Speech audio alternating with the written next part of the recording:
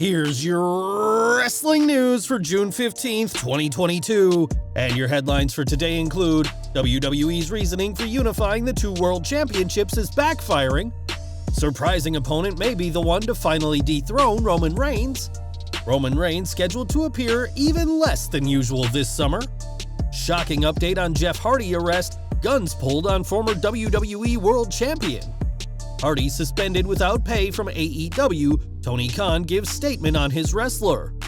Another problematic AEW star unlikely to return after recent trouble with the law. WWE filmed a ton of footage about Cody Rhodes' injury for future use. Japan changes laws following Hana Kimura taking her own life due to online harassment. There's a culture of fear. Former WWE producer explains why time with the company had to end. Fans speculate on Sasha Bank's future after revealing surprising new look, and more. Hi there. Before we get started with the news, we here at Slatrock would like to ask a favor. We at the channel want to give a massive thanks to all of you for watching and supporting us, and we'd like to make our videos even better for you. On our social media, we've posted a new poll about ways to improve the channel, and we'd love some feedback from our loyal viewers. We're so grateful for your support and for any feedback we get. And now, let's get on with the news. We're kicking off today with WWE, who chose to unify their two world championships in April at WrestleMania 38, with Roman Reigns leaving Texas as the undisputed WWE Universal Champion. When WWE announced the decision to unify the two titles, this was met with backlash from fans, and it turns out WWE's plan isn't working out at all.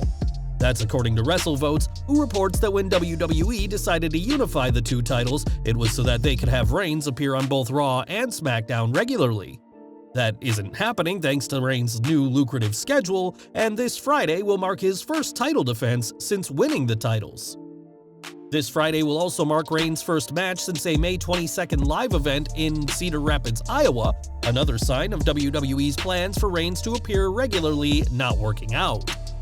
We're approaching 700 days of Reigns' time as champion, with no sign of it ending soon, but WWE's entire reasoning for unifying the two world titles at WrestleMania has proven to be a bust.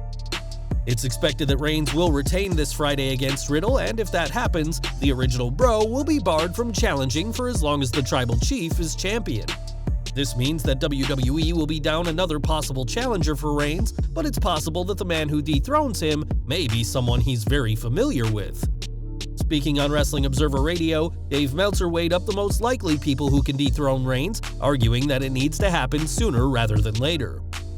The thing with the championship now with Roman is that he's around some, but he's not around a lot. Given the lack of depth and everything like that, the idea of Seth as champion going into the next year and Cody coming back to challenge Seth, that's a story. It's worth noting that Rollins is the only person to hold a premium live event win over Reigns during this title reign, albeit a DQ win at the Royal Rumble when the Tribal Chief intentionally got disqualified. Rollins may be loathed on Raw, especially after taking out Cody Rhodes, but WWE needs someone to beat Reigns, and that honor may go to the Visionary. While Reigns will appear on this Friday's SmackDown, his relaxed schedule means fans have seen a lot less of the Tribal Chief as of late, and will be seeing even less of him this summer. On his show, Meltzer revealed that this summer, Reigns is scheduled for just a single appearance on Raw, that being the July 25th episode from Madison Square Garden. That Raw will also mark the go-home show before SummerSlam, where current reports state that Reigns will face Randy Orton when the Viper is back. Of course, plans could change between now and then, but at this time, expect to see even less of the head of the table than we already get. We've got an update in the Jeff Hardy situation now, as the AEW star was arrested last weekend for driving under the influence. When Hardy gave a breath sample, it revealed that the former world champion was over 3 times the legal limit, but getting this sample proved to be difficult for everyone involved. In police dashcam footage obtained by TMZ, Hardy is seen to be uncooperative with the officers, and at one point, all 3 cops present pull their guns on the AEW star. This unsurprisingly caused Hardy to comply, and it was after giving multiple breath samples that he was arrested in Volusia County, Florida. With this being his 3rd DUI arrest within 10 years, Jeff could face up to 10 years in prison if found guilty, and we'll keep following his case for updates. While Jeff has faced arrests in both WWE and TNA in the past, this is his first run-in with the law in AEW, and Tony Khan has now issued a statement on the matter.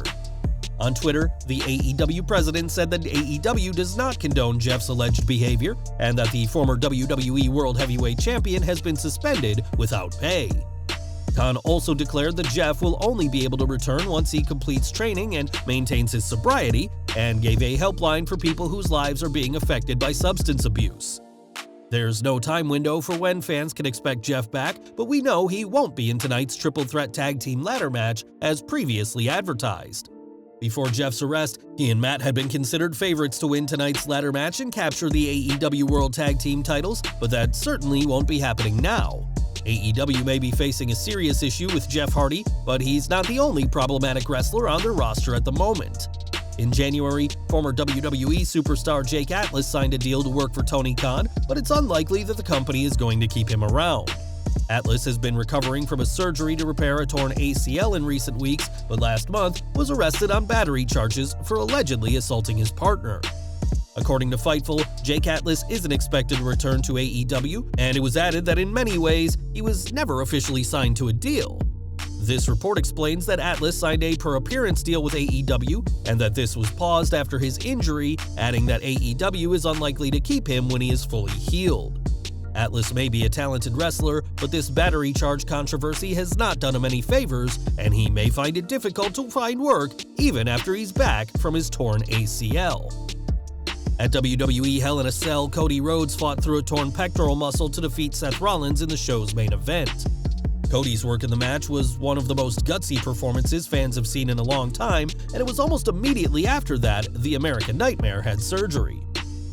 We previously reported that WWE had been filming content related to Rhodes' injury for a future documentary, but it turns out that they did more than just get some interviews with the former AEW TNT champion. On his show, Dave Meltzer said that WWE filmed Cody's entire surgery to use footage from the operation for future projects, and said it'll be months before they use any of this content. We imagine having an entire WWE camera crew present would have been stressful for the surgeon operating on Cody, but it said that the procedure was a complete success.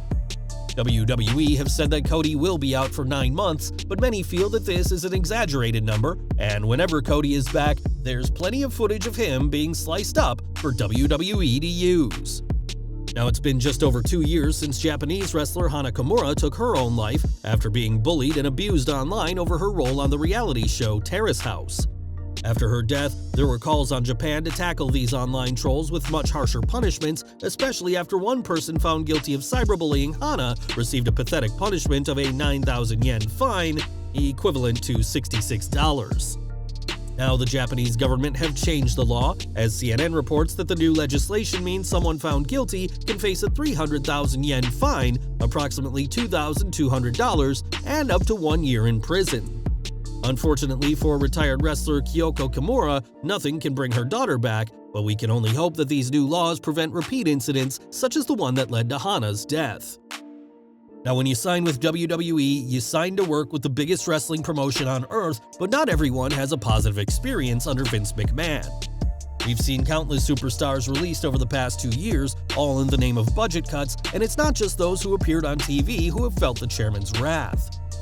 Dan Reichert worked as a journalist for Game Informer before signing a deal with work with WWE in 2020, and spent his 2 years with the company producing the New Day's Feel the Power podcast. Speaking to Minimax, Reichert opened up about his negative experiences working for WWE, saying, "There's a culture of fear there. Everyone is afraid to rock the boat because there is a long history of that company of certain people up top. People get fired on whims all the time. I survived a bunch of waves of massive layoffs. I had several waves of bosses and bosses above bosses get laid off for 2.5 years. Reichert also addressed the Feel the Power podcast, saying that despite the show being massively popular, WWE decided to end it, a decision he didn't agree with. Reichert may have worked with Big E, Xavier Woods, and Kofi Kingston, 3 of the nicest people in WWE, but that couldn't save the podcast, while the culture of fear within the company shows no signs of ending anytime soon. And we're ending today with Sasha Banks, who is currently serving out a suspension from WWE after she and Naomi walked out of Raw last month. The Boss and the Glow left over a creative difference with the company's plans, and while there's no sign of either woman returning, Banks is now sporting a new look. On Instagram, Newsome Eye, an ophthalmologist center, recently posted photos and videos showing that Banks has undergone eye surgery, but fans were more interested in her new do. Rather than the bright purple or blue fans are used to, the former women's champion was sporting a more natural brunette look, fueling speculation that it'll be a good long time before she's back. Some have even argued that Banks is done with WWE, especially as her contract is up this year, and WWE have reportedly been against the idea of freezing her deal. The future is certainly unclear for Banks, who we're sure would be a top prospect for other promotions if she does leave WWE, and by ditching her WWE hairstyle, many believe that's a possibility. Well guys, that's our news for today. Please share your comments below. Also hit the like button, subscribe to our channel, and hit the bell icon to receive all notifications. And as always, thanks for watching.